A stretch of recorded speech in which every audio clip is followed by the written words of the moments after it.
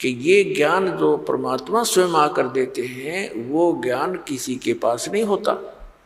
तो उसको परम अक्षर ब्रह्म सच्चिदानंद घन ब्रह्म की वाणी कहते हैं, कबीर वाणी है वो, कबीर वाणी। तो कहने का भाव ये है कि जो वेदों गीता के अंदर जो वर्णित विधि है वो गॉड गिवन है। गॉड गिवन मीन पूर्ण परमात्मा ने वेद दिए ब्रह्म को, ब्रह्म ने आगे फिर अपना ज्ञान दिया अपने पुत्र को ब्रह्मा जी को, और फिर अर्जुन को श्री कृष्ण में प्रवेश करके युग वेदों का सारांश और कुछ अपनी अटकलबाजी इसमें और मिला दी। तो ये 9 मन सूत उलझा दिया कुछ तो इस काल भगवान ब्रह्म ने, फिर ऋषियों के अधूरे अनुभव ने इस अध्यात्म मार्ग में 9 मन सूत उलझा दिया।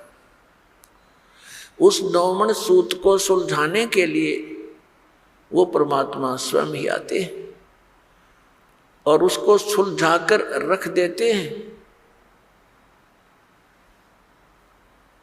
जैसे आज से 600 वर्ष पहले लगभग परमात्मा आए थे, सन 1398 से सन 1518 तक 120 वर्ष परमेश्वर यहाँ रहे पृथ्वी पर, सतलोक से सह शरीर आए थे, सह शरीर चले गए थे। तो उसमें उन्होंने अपना ये ज्ञान बोला था, अपनी अमृतवाणी बोली थी, वो परम अक्षर ब्रह्म है। तो उस समय इस अध्यात्म ज्ञान को सुलझाकर अपनी अमृतवाणी में लिख कर चले गए थे। परमात्मा जानी जान है, उनको मालूम था कि काल फिर से अपना कोई अटकलबाजी अड़ाएगा।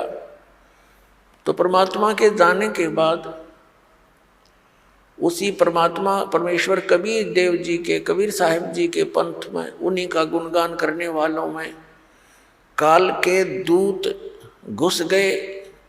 उन्होंने भिन्न भिन्न पंथ कबीर जी के नाम से चला दिए और उन्होंने उस सूक्ष्म वेद को, जो कबीर वाणी को, अपने अनुकूल जो भी उनकी व्याख्या, उनके अनुभव, उन्होंने जिससे भी कुछ ज्ञान ग्रहण किया, उस ज्ञान का जैसे भी समर्थन, उस अज्ञान का समर्थन, अपने अज्ञान अनुभव का समर्थन करने के लिए उन्होंने ग्रंथ उस कबीर सागर में, कबीर साहिब की वाणी में भी कुछ हेर फेर कर दिया। अब कारण क्या था कि वो लोग ये कहा करते थे कि कबीर सागर से हम ज्ञान दे रहे हैं, और वो बक रहे थे वैसे। फिर उन्होंने देखा कबीर सागर में कि कल ने कोई पूछ ले भी कहाँ कबीर सागर में, तो देखा उसमें गड़बड़ी पाई।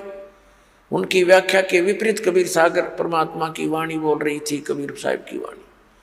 तो उन्होंने उसमें अपनी अटकल अनुसार अपने अज्ञान को सत्य करने के लिए कुछ उसमें परिवर्तन भी किए। अब मालिक को मालूम था कि 600 वर्ष तक, क्योंकि आज इसकी आवश्यकता होना पड़नी थी इस सूक्ष्म वेद की।